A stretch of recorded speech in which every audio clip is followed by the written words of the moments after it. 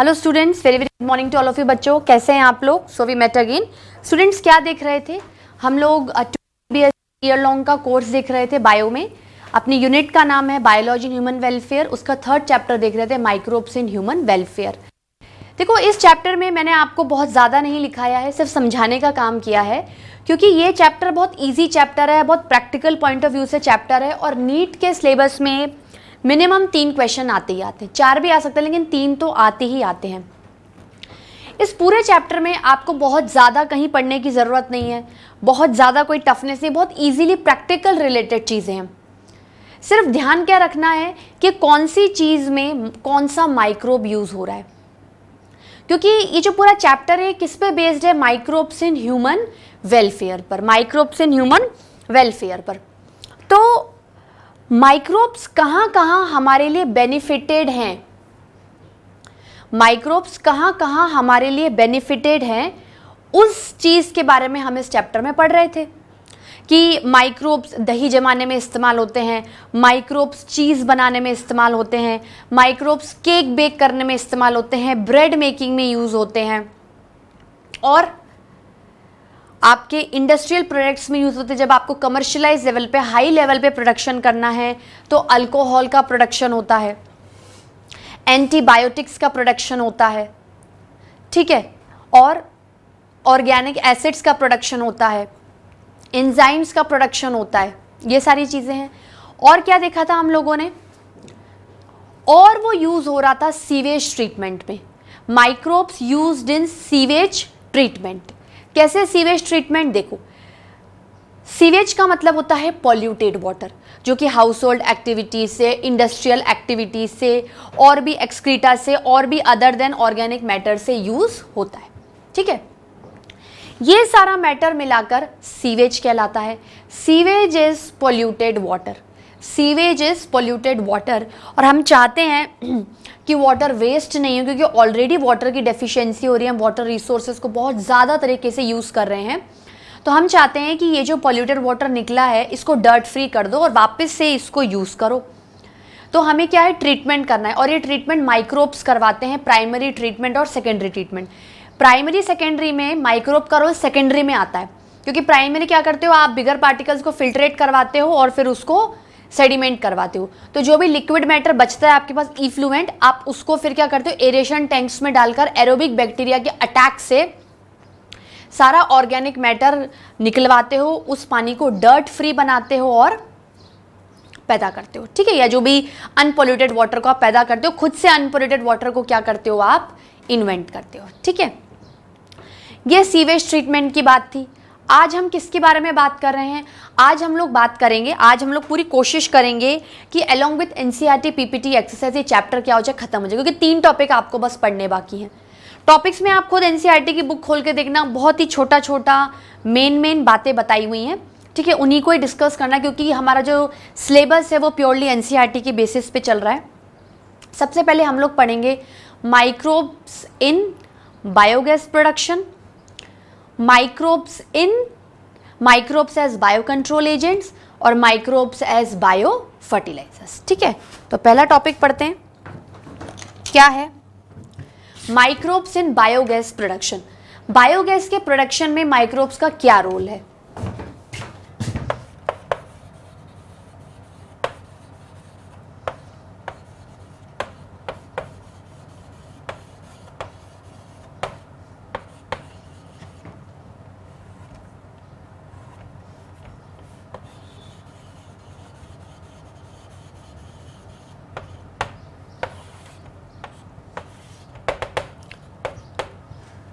Microbes in biogas production, ठीक है।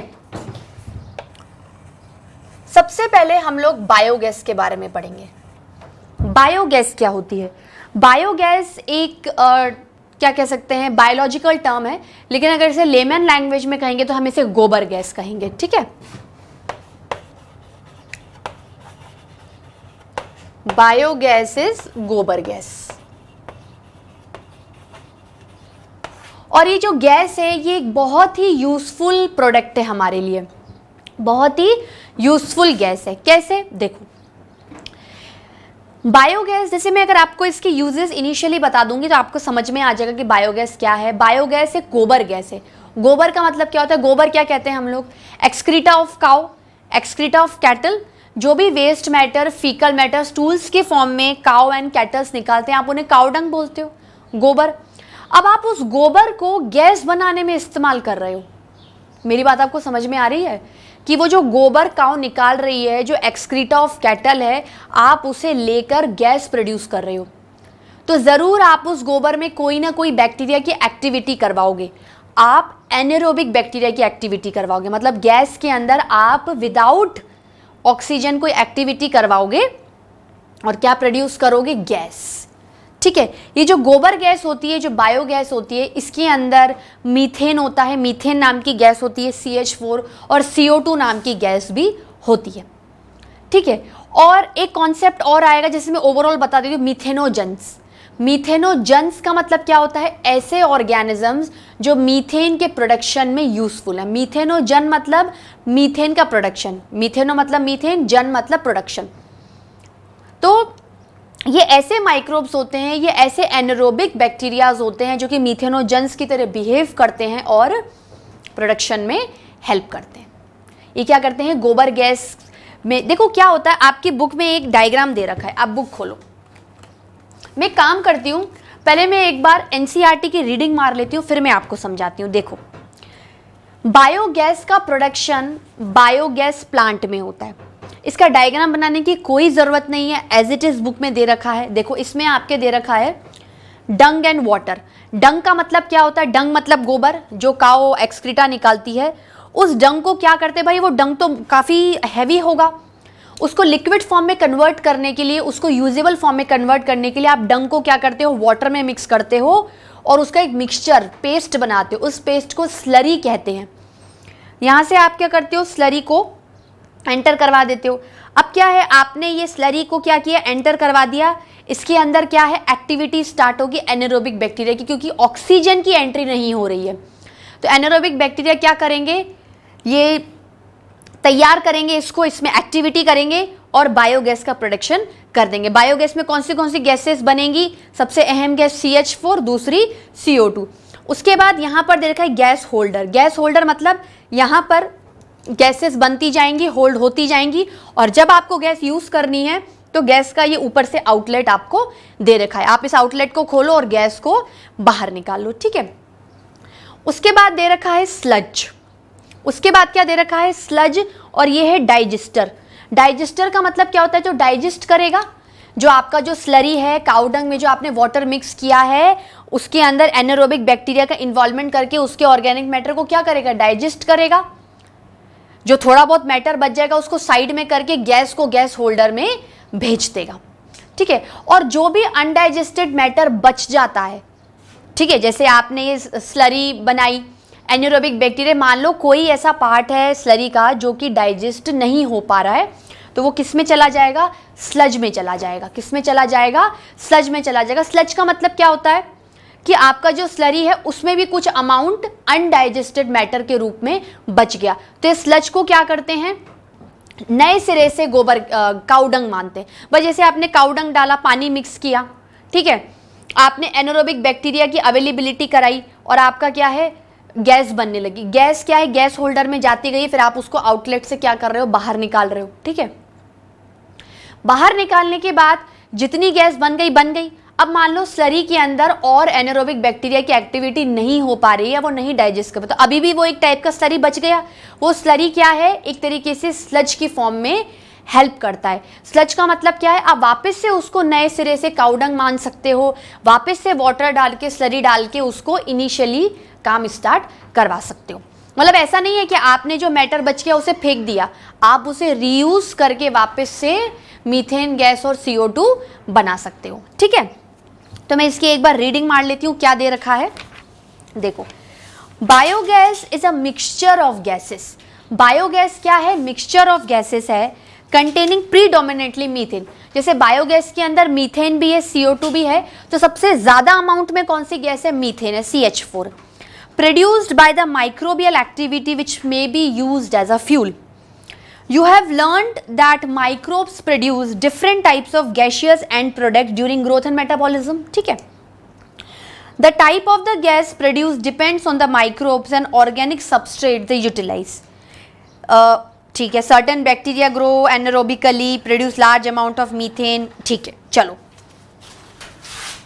ये एक चीज आप लोग ध्यान रखना स्टूडेंट्स, एक दो चीजें आप मार्क कर लो जो आपको बहुत ज्यादा अच्छे से ध्यान में रखनी है. देखो, the biogas plant consist of a concrete tank. भाई बायोगैस प्लांट क्या है, ब्रिक्स का बना हुआ रहता है, ईंटों का बना हुआ रहता है और ऐसा डोम शेप्ड होता है. ठीक है. कंक्रीट टैंक, इसकी डेप्थ कितनी होती है, ये 10 to 15 मीटर डीप आप क्या मार्क कर लो. In which bio waste are collected and a slurry of dung is feed. Floating cover is placed over the slurry which keeps on rising as the gas is produced in the tank due to microbial activity. ठीक है students, एक last line और देख लो, टिक कर लो, बता दो मैं वापस से रही हूँ. ये बायोगैस किसके लिए यूज होती है, लाइट पैदा करने के लिए, कुकिंग करने के लिए. ठीक है. उसके बाद है the technology of biogas production in India mainly due to efforts of Indian agriculture research institute IARI and Khadi and village industries commission. इन दोनों को आप टिक कर लो. ठीक है. ये हमारी क्या हो गई, बात खत्म हो गई. अब अपन पॉइंट टू पॉइंट लिखते हैं. देखो, biogas is a gobar gas.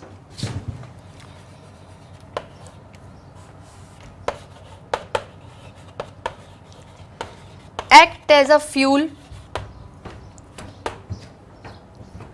Act as a fuel.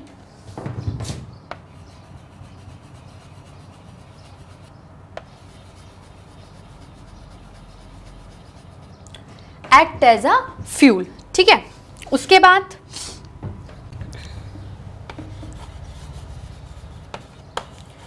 This gas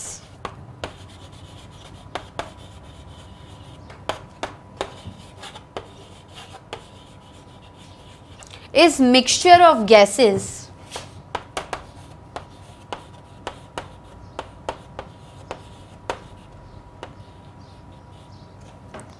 CH4 and CO2. ठीक है.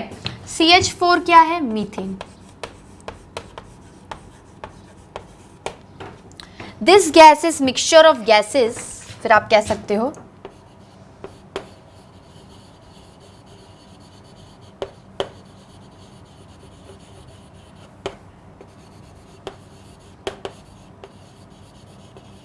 ठीक है. This gas is mixture of gases predominantly methane. चलो, अब होता कैसे है, देखो, इस गैस के लिए भाई कोई भी चीज अगर प्रोड्यूस हो रही है, गैस एक प्रोडक्ट की फॉर्म में प्रोड्यूस हो रही है, तो उसका सबस्ट्रेट भी होगा. ये गैस आती कहां से है, दिस गैस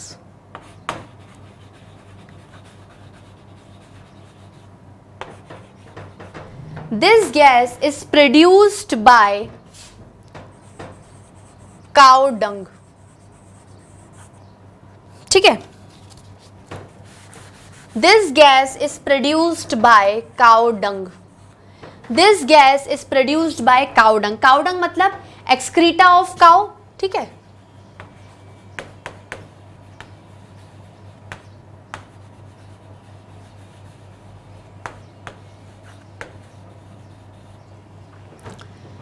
ठीक है. Excreta matter of cow. ठीक है. अब क्या है, इस काउ डंग के अंदर, ये काउ डंग आ गया, जैसे कैटल है, उसने जो भी खाया है, देखो कैटल क्या खाता है, काउ क्या हर्बीवोर्स है, वो क्या खाएगी, प्लांट की पत्तियां, प्लांट के प्रोडक्ट उसको खाती है. और जो प्लांट के अंदर जो मेन चीज होती है सेल वॉल, वो किसकी बनी हुई होती है, सेलुलोज की बनी हुई रहती है. ठीक है. तो काउ डंग में जो निकलेगा मटेरियल, उसमें कुछ ना कुछ सेलुलोज पार्ट भी निकलेगा. भाई बॉडी हर चीज तो डाइजेस्ट नहीं कर पाती है ना, कुछ एज अ वेस्ट प्रोडक्ट भी निकालती है. तो egested product itself contain cellulose. Egested product itself contain cellulose. Cellulose आ गया. अब क्या होगा, काउ डंग है. अब आप चाहते हो कि मैं इस काउ डंग से गोबर गैस बनाऊं. मैं यही चाहती हूं ना कि काउ डंग से क्या बन जाए,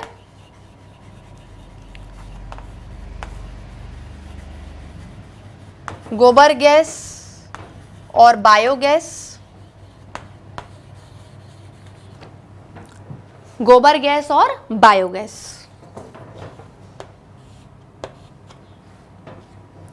गोबर गैस और बायोगैस कैसे प्रोड्यूस होगी? बायोगैस प्लांट में।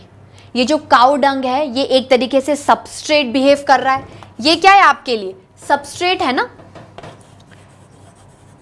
आप इसके अंदर anaerobic bacteria that is methanogens की एक्टिविटी करवाओगे और प्रोडक्ट में क्या बनेगा?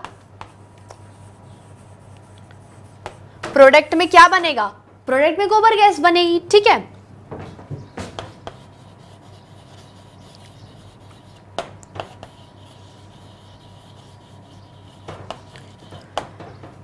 Biogas produce in biogas plant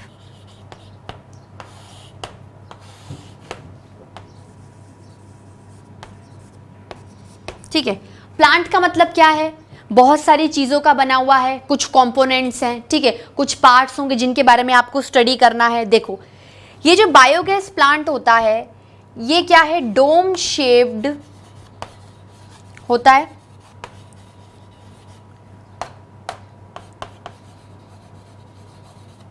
और made up of bricks. Dome shaped made up of bricks. इसकी डीपनेस दे रखी है 10 से 12 फीट डीप होता है। ठीक है, ये भी लिख लो, फीट डीप होता है। ठीक है, इसके कंपोनेंट्स क्या होते हैं? डायग्राम बनाने की जरूरत नहीं है, सिर्फ कंपोनेंट्स को देखो और फंक्शन लिखो। ठीक है, 12th बोर्ड में जरूर डायग्राम का बेसिस आएगा पर इससे रिलेटेड डायग्राम बेस्ड पर पूछा नहीं गया है नीट में। मैं क्या कहूंगी? Components of biogas plants.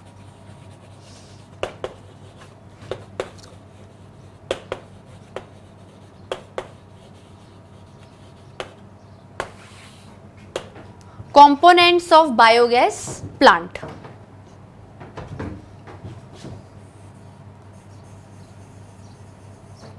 पहला क्या आ रहा है? पहला देखो, पहले में कुछ लिखा नहीं हुआ है पर आप उसे स्लरी कंटेनर कह सकते हो क्योंकि ये स्लरी को क्या करेगा? कंटेन करेगा।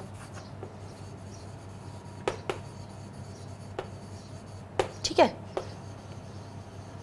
उसके बाद स्लरी में जो भी एनारोबिक बैक्टीरिया की एक्टिविटी होगी और गैसेस प्रोड्यूस होंगी वो गैस होल्डर में चली जाएंगी।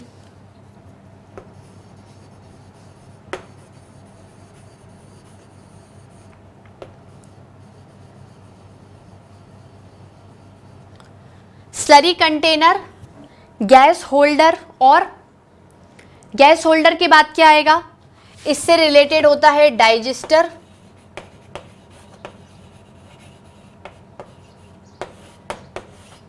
इससे रिलेटेड क्या होगा? डाइजेस्टर और क्या दे रखा था बाद में? Sludge.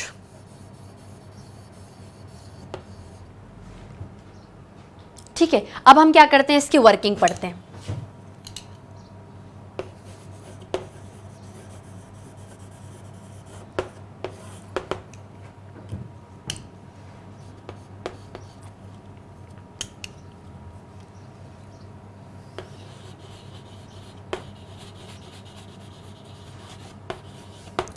Cow dung is mixed with water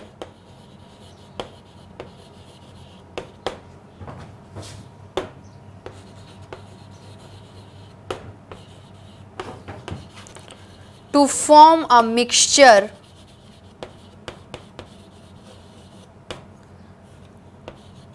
called as slurry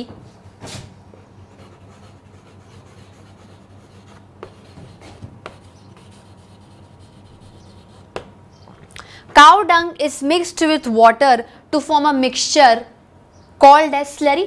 बन गया मिक्सचर। ठीक है, अब क्या होगा? यहां से यहां लिखो स्टूडेंट्स। अब इस स्लरी को क्या है भाई, आप हाथ में थोड़ी काउ डंग को वाटर में मिक्स करोगे, कोई तो ऐसा कंटेनर होगा, वास होगा, वेसल होगा जिसमें आप इसको मिक्स करोगे। तो आप लिखा हुआ नहीं है पर एक कॉमन सेंस को देख सकते हो कि किसके अंदर होगा? Slurry container. अब इस कंटेनर को आप क्या कर देते हो? प्लेट से ढक देते हो जिससे कि ऑक्सीजन को क्या कर दो? आप एब्सेंट कर दो। ऑक्सीजन को क्या कर दो? आप बिल्कुल हटा दो।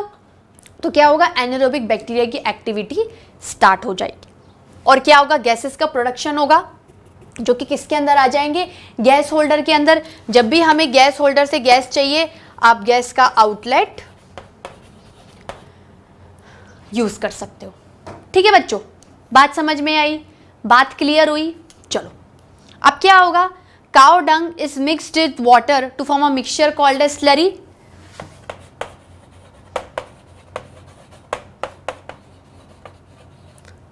This will take place in a container. This will take place in a container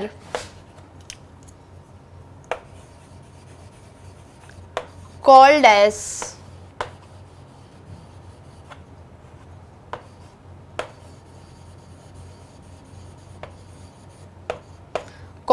slurry container.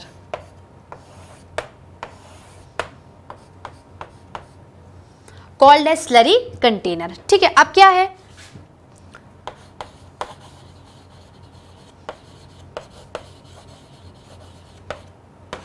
Over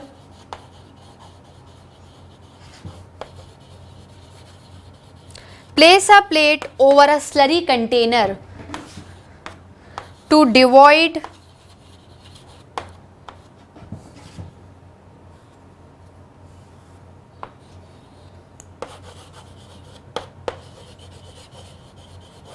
the entry of oxygen.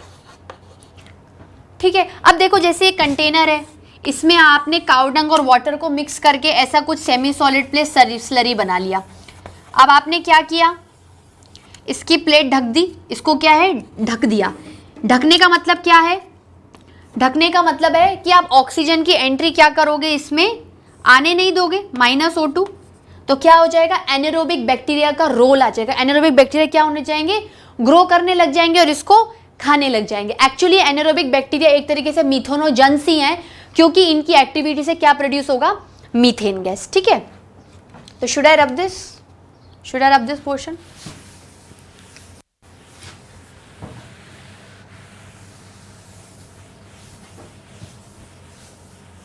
ठीक है, अब मैं क्या करूंगी, क्या लिखूंगी, बिल्कुल लिंक टू लिंक लिखते चलो, जैसा आपको समझ में आ रहा है वैसा लिखते चलो। ड्यू टू एब्सेंस ऑफ, इसको लाइन खींच लो students, due to absence of oxygen, due to absence of oxygen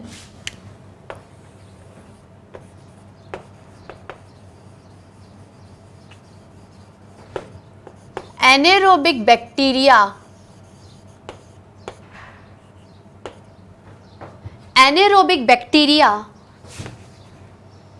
creates activity, anaerobic bacteria creates activity। ठीक है, उसके बाद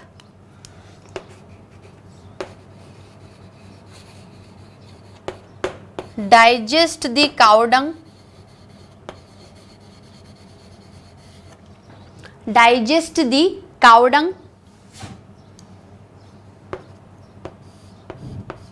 काउडंग को क्या करो आप, डाइजेस्ट करो। ठीक है, जब आप काउडंग को डाइजेस्ट करोगे, एक तरीके से आप इन्हें मीथेनोजेंस भी कह सकते हो।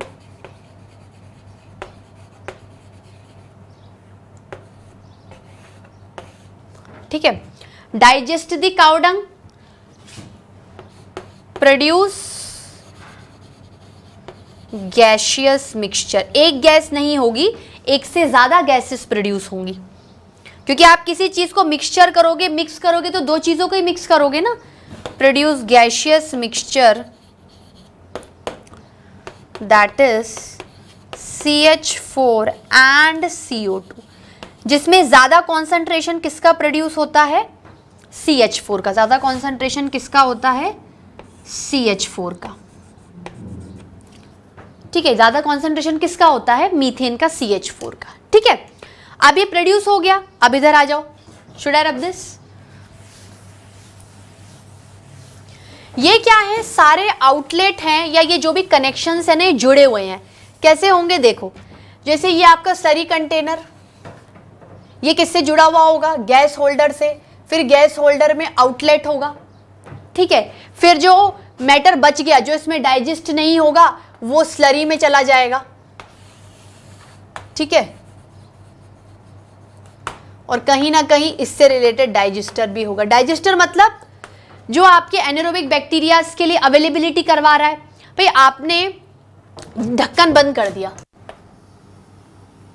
ये ढक्कन बंद कर दिया तो यहां पर सारा जो एरिया है वो क्या क्रिएट हो गया है, एनारोबिक एरिया क्रिएट हो गया ना। ऑक्सीजन की एंट्री आपने बिल्कुल बंद करवा दी है। तो एनारोबिक बैक्टीरिया क्या करेंगे, डाइजेस्ट करेंगे, गैस को गैस होल्डर में भेज देंगे। जब आपको गैस चाहिए आप आउटलेट से ले लो, और जो भी जैसे जो अनवांटेड मैटर बच गया, अनडाइजेस्टेड मैटर बच गया, आप उसको क्या करो, वापस से स्लरी में डाल दो, सॉरी स्लज में डाल दो। स्लरी नहीं है, स्लरी तो ये कहलाएगी, स्लज में डाल दो।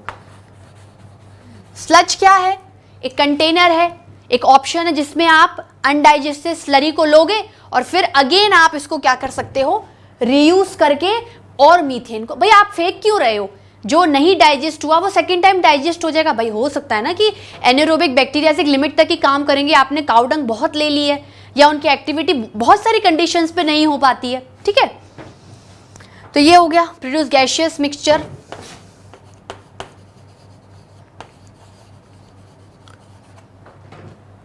These gases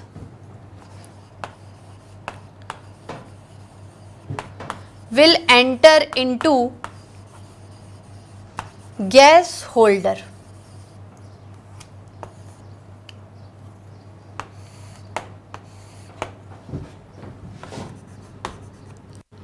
These gases will enter into gas holder.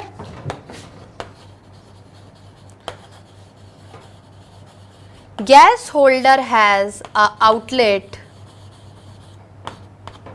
Gas holder has a outlet through which gas can be moved outward.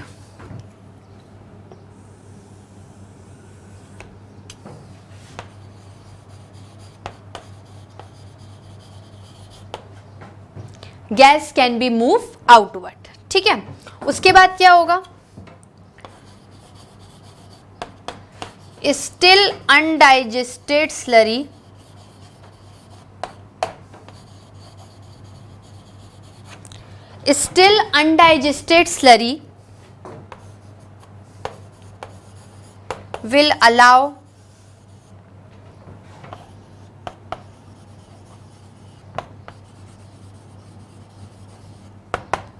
will allow to enter inside, should I rub this?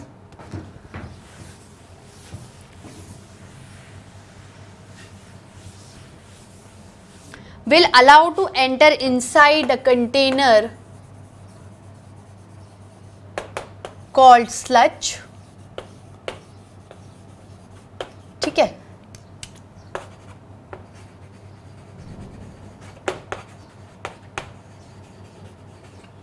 Going to reuse the undigested slurry,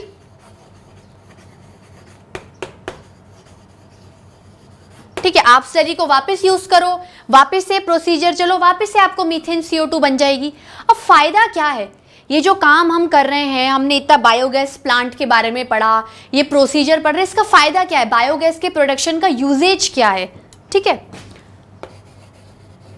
सबसे पहले it is a renewable resource. Renewable मतलब गाय है, बार बार cow dung करती जाएंगे या बार बार use करते जाओगे और जितनी बार आप चाहे उसे यूज कर सकते हो। सो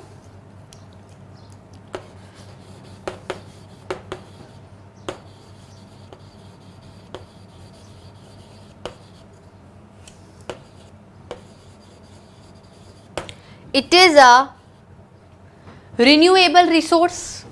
दूसरी बात क्या है, used in cooking and lighting,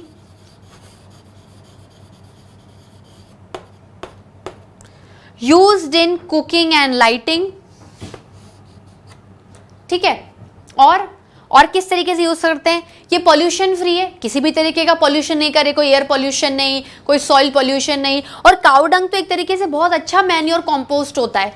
बोलते हैं ना, काऊ डंग को मिक्स करके खाद में डालते हैं तो फर्टिलिटी क्या हो जाती है, इंक्रीज हो जाती है। जैसे अभी आप आगे पढ़ोगे बायो कंट्रोल एजेंट्स में या बायो फर्टिलाइजर्स में, जब जैसे आर्टिफिशियल इंसेक्टिसाइड पेस्टिसाइड डालते हैं तो उससे फर्टिलिटी बढ़ती ज़रूर है, लेकिन एक्स्ट्रा प्रॉब्लम्स भी हो रही हैं। तो उनको बचाने के लिए हम लोग नेचुरल तरीके से यूज़ कर रहे हैं। यहाँ पर भी हम माइक्रोब्स का इस्तेमाल कर रहे हैं कि उनको इंजेक्ट कराएं सॉइल में, जिससे कि वो फर्टिलिटी भी दें पर अनवांटेड नुकसान नहीं करें। ठीक है, ये बात हो गई। नो काइंड ऑफ पोल्यूशन,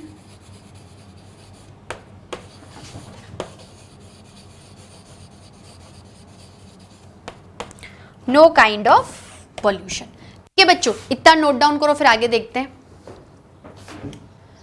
ठीक है स्टूडेंट्स, तो ये तो क्या थे, इसके यूजेस थे।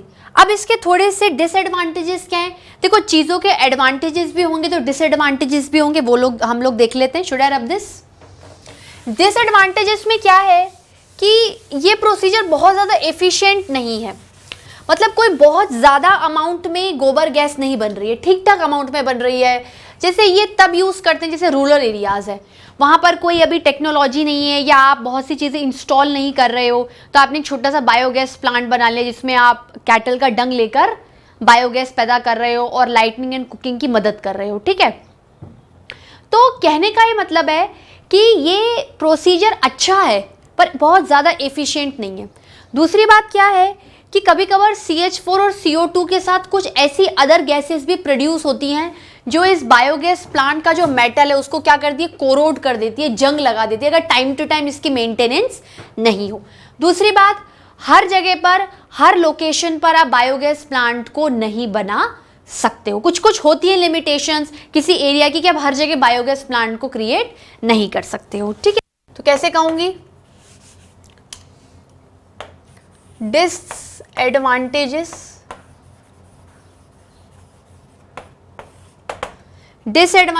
में क्या होगा, डिसएडवांटेजेस में होगा, अपन किस तरीके से बात करें डिसएडवांटेजेस की, ऐसे कि less efficient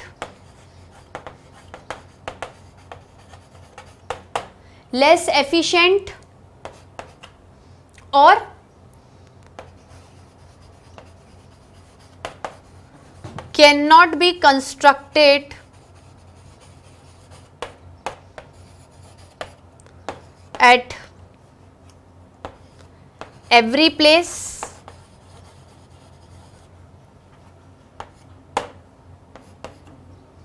or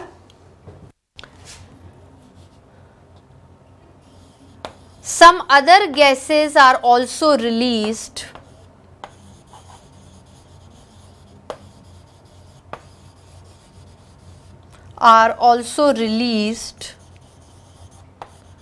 some other gases are also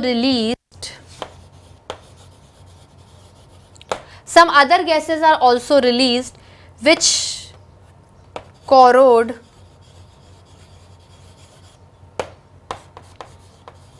the metals, metal क्या है, मेटल बॉडी मतलब बायोगैस प्लांट का मेटल। ठीक है, ये वाली बातें हो गई। तो यहां पर क्या है, अब मैंने आपको दो चीजें और बता दी थी बुक के अंदर कि कैसे कैसे एग्रीकल्चर की दो बॉडीज हैं जो इसे यूज करती हैं। आप चाहें तो टिक कर सकते हैं, एंड में दे रखा है पेज नंबर 186 में, ये IARI Indian agriculture research institute question पूछ सकते हैं, and KVIC khadi and village industries commission. If your school is situated in a village or near a village, it would be very interesting to inquire if there is any biogas plant nearby. तो क्या है, आप चाहो तो आसपास जैसे college camp से किसी रूरल एरिया में चले जाओ और वहां पर बायोगैस प्लांट का एक बार डेमो देख लो, तो आपको इंटरेस्टिंग भी लगेगा और आपकी नॉलेज भी बढ़ेगी और आपको सारा कुछ क्लियर भी हो जाएगा। ठीक है, तो ये तो क्या थी बात, माइक्रोब्स इन बायोगैस प्रोडक्शन। अब हम किसकी बात करते हैं, माइक्रोब्स एज या microbe used as bio fertilizer. Should I rub this?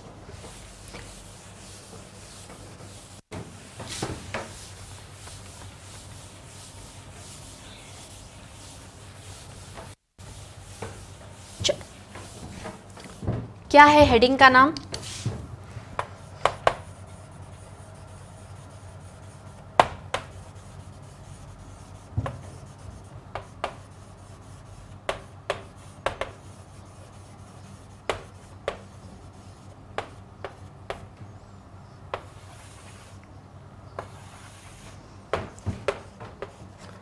Microbes used as bio fertilizers. अच्छा, फर्टिलाइजर का मतलब क्या होता है? Fertilizer is any kind of substance which is used to enrich the soil fertility.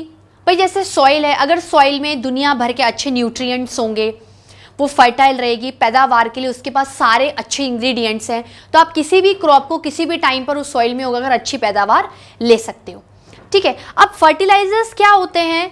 Fertilisers आपके natural भी होते हैं और आर्टिफिशियल भी होते हैं। जैसे आपको किसी सॉइल की फर्टिलिटी को बढ़ाना है, आप चाहते हो कि मैं ये एक पर्टिकुलर एरिया है सॉइल का, मैं यहाँ पर अपना खेती बाड़ी करना चाहती हूँ, पैदावार करना चाहती हूँ, थोड़ा पैसा कमाना चाहती हूँ, तो मैं क्या करना चाहूँगी? अब सॉइल ही बेकार होगी, बंजर होगी, तो कैसे आप क्रॉप उगाओगे? तो सॉइल को इनरिच करने के लिए, सॉइल को खाना देने के लिए, उसको न्यूट्रिशन देने के लिए हम फर्टिलाइजर को ऐड करते हैं।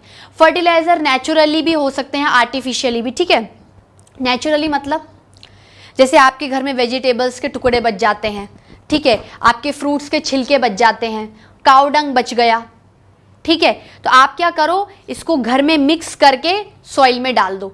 तो ये जो नेचुरल फर्टिलाइजर्स हैं, इनके नाम होते हैं मैन्योर्स, कंपोस्ट। पर ये क्या करते हैं?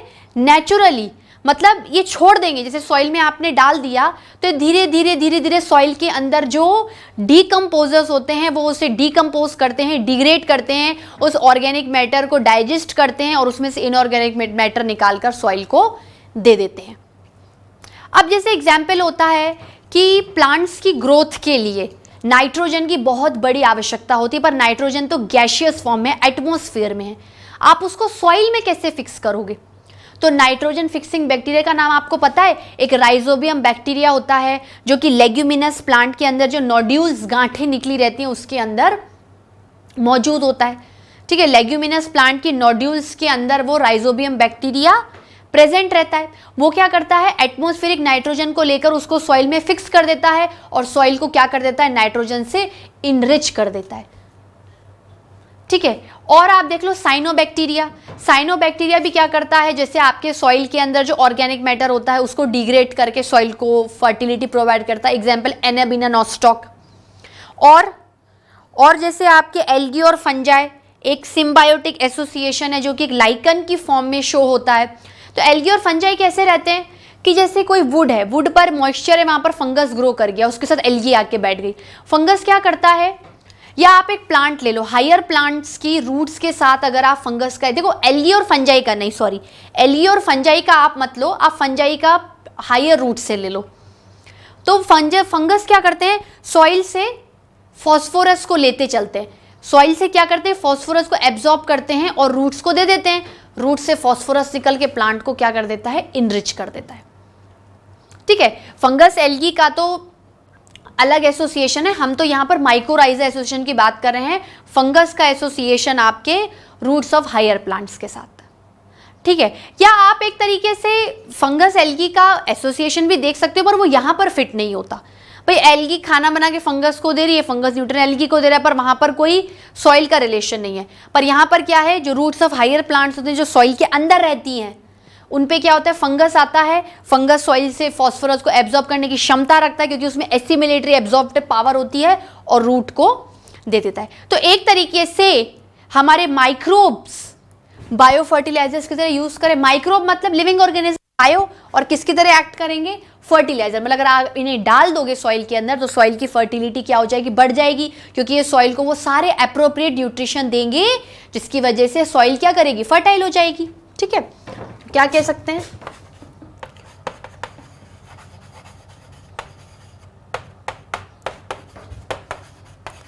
Is a substance, fertilizer is a substance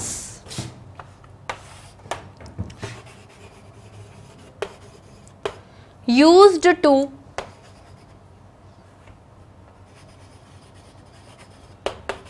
enrich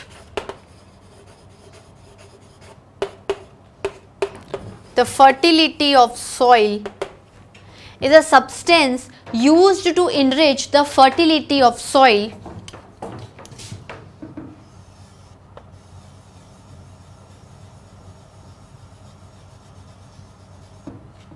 ठीक है। नाउ अब देखो फर्टिलाइजर्स अगर नेचुरली डलते हैं तो वो कोई हार्म नहीं पहुंचाते हैं, ना ही वो कोई पोल्यूशन करते हैं, पर प्रोसीजर क्या है वो धीरे धीरे, जैसे आपने कंपोस्ट डाला और क्या वो डिकम्पोजर्स आए, उन्होंने ऑर्गेनिक मैटर को डिग्रेड किया, इनऑर्गेनिक मैटर बना, तो क्या बहुत ज़्यादा लंबा टाइम लग गया। तो कभी कभार ह्यूमंस फटाफट काम करने के क्या करते हैं, आर्टिफिशियल फर्टिलाइजर्स को यूज़ करते हैं। आर्टिफिशियली वो नाइट्रोजन, फॉस्फोरस और जैसे मार्केट में पाउडर सैशेज आते हैं उनको पानी के साथ मिक्स करके सॉइल में डाल देते हैं। तो उससे क्या है, फर्टिलिटी जल्दी आती है, न्यूट्रिशन जल्दी मिलता है सॉइल को। पर ड्रॉबैक क्या है, जैसे अगर आपने पानी के साथ फॉस्फोरस डाला तो पानी कहीं ना कहीं परकोलेट भी करेगा सॉइल से, कहीं कोने में जाकर जमा भी होगा। तो आपको क्या है, थोड़ा प्रॉपर आउटलेट निकालना पड़ेगा, क्योंकि पॉइजनस है। अगर ये बर्ड ने खा लिया या फिश में पॉन्ड में चले गए तो एक तरीके से फूड वेब और फूड चेन को क्या कर देते हैं, खराब कर देते हैं। तो कभी कभार हम क्या करते हैं, माइक्रोब्स का सहारा लेके सॉइल की फर्टिलिटी को बढ़ा देते हैं। भाई नेचुरल फर्टिलाइजर से टाइम ज्यादा लग रहा है, आर्टिफिशियल फर्टिलाइजर से पोल्यूशन ज्यादा बढ़ रहा है, तो इनकी मदद ले लो, ठीक है। सो नाउ नेचुरल फर्टिलाइजर, या आप लिखो, जब आपको इन दोनों के बीच में फर्क नजर आएगा तब आपको लगेगा कि क्यों माइक्रोब्स को बायो फर्टिलाइजर के फॉर्म में यूज कर रहे हैं।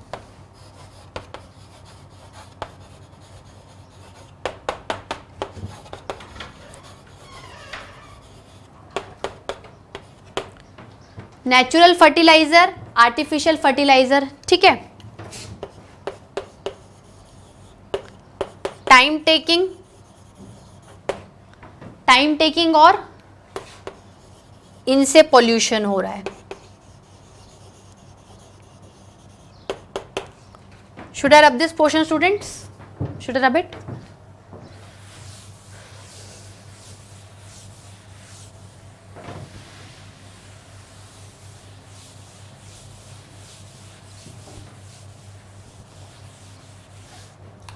उसके बाद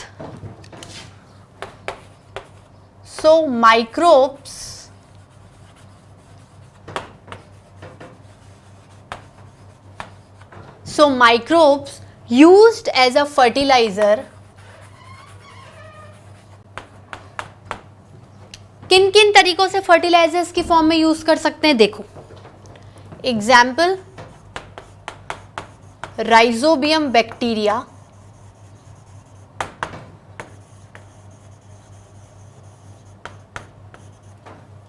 फर्टिलाइजर का कॉन्सेप्ट समझ में आ रहा है आपको? यहां पर आप अगर भूल रहे हो तो लिख लो, प्रोवाइडिंग न्यूट्रिशन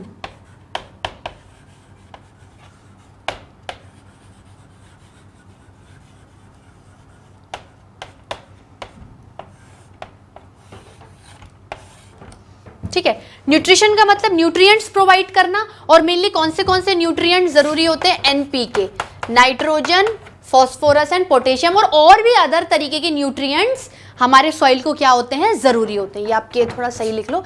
पर ऐसा बोलते हैं कि ये तीन क्या है, बहुत ही असेंशियल न्यूट्रिएंट्स है, मतलब ये तीनों तो अच्छे अमाउंट में सॉइल में होने ही चाहिए, बाकी अदर न्यूट्रिएंट थोड़े बहुत अमाउंट में आ जाएंगे चलेंगे। मतलब आप एक तरीके से मैक्रो और माइक्रो न्यूट्रिएंट समझ सकते हो, ठीक है। राइजोबियम बैक्टीरिया एक नाइट्रोजन फिक्सिंग बैक्टीरिया है, ठीक है, present in roots of leguminous plant, present in roots of leguminous plant.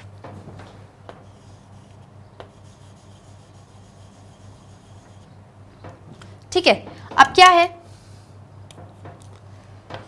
This rhizobium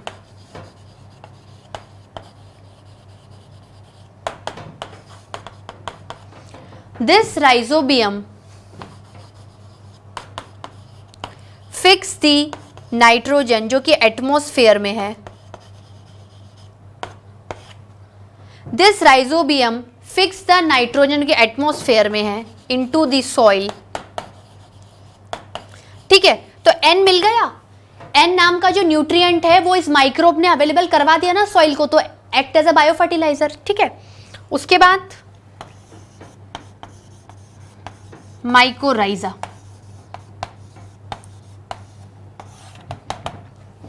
mycorrhiza में क्या है? Fungus association with roots of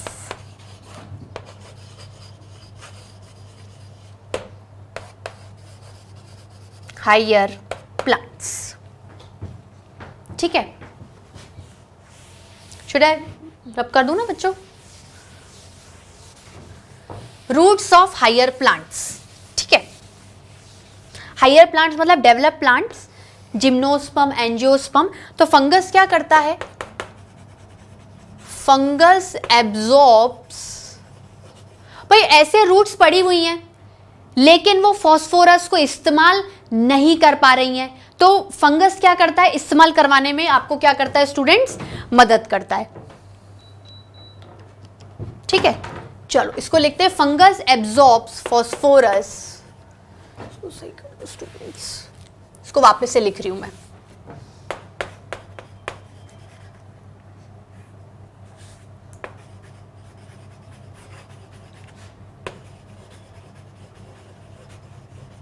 fungus absorbs phosphorus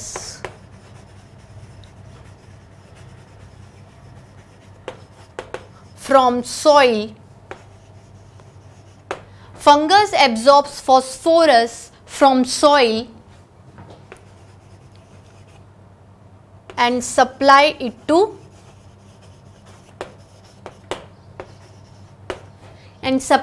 to roots। अब रूट्स को मिल जाएगा तो पूरे प्लांट को मिल जाएगा, तो न्यूट्रिशन आ गया, ठीक है। तीसरा और लास्ट एग्जाम्पल लिखेंगे साइनोबैक्टीरिया।